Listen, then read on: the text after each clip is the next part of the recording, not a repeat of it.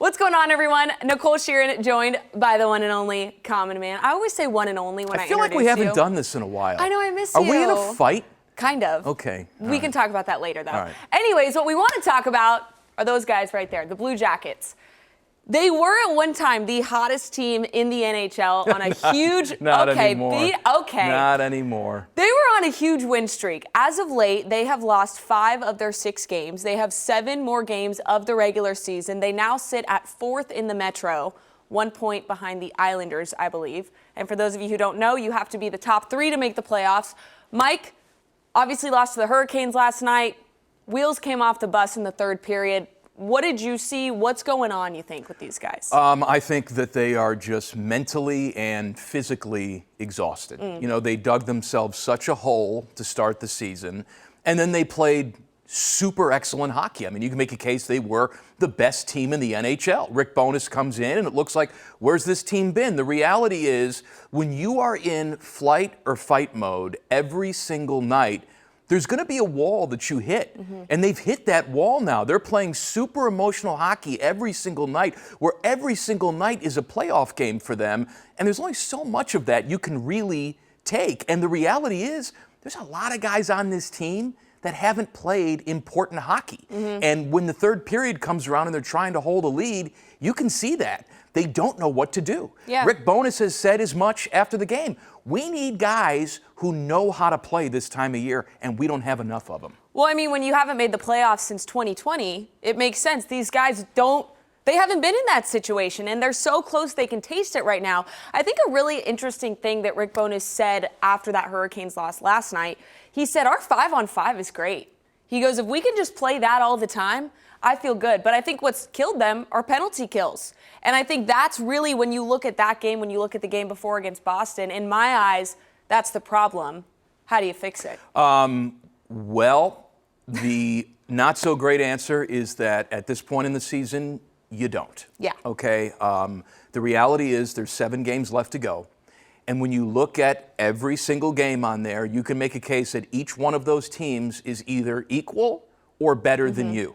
You had a 4-game homestand here where you could have really racked up the points because you were going to need them.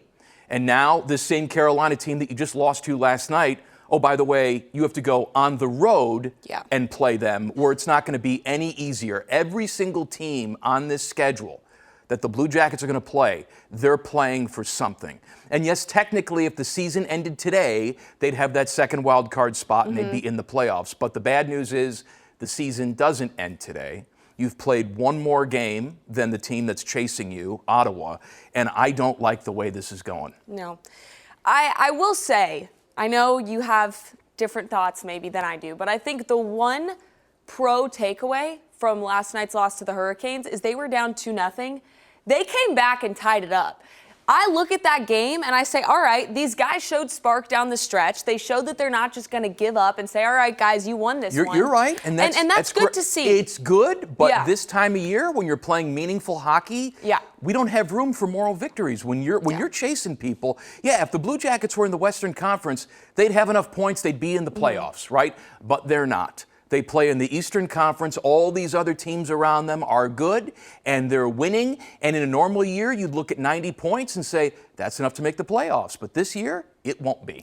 All right, so Mike, not to put you on the spot, but just crunching numbers-wise for the people who want to know. They've got 7 games left. Of course, you want to win every one. But realistically, what do the Jackets have to do from now to their last game of the regular season to lock in that playoff spot? They need 5 wins during that time. I'm not talking about 5 points. I'm not talking about going to overtime and losing. I'm talking about 5 wins. If they can get 5 out of 7, they're safe. But they've put themselves in this position where the majority of that's going to have to come on the road, so we'll see if they can do it.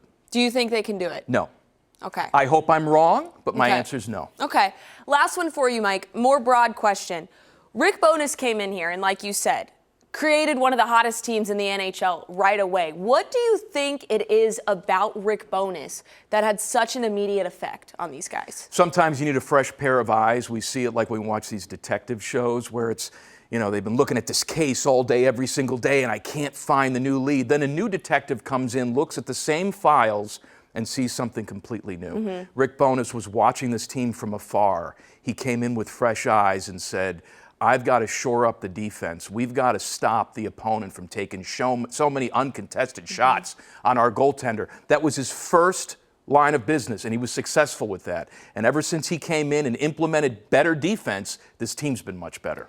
All right, well, you heard him. They've got to win 5 out of the 7 to make the playoffs for the first time since 2020. He is Common Man. I'm Nicole Shearin, and like always, keep it on 10 TV, 10 TV Plus, and 97.1 The Fan for all your Columbus sport needs.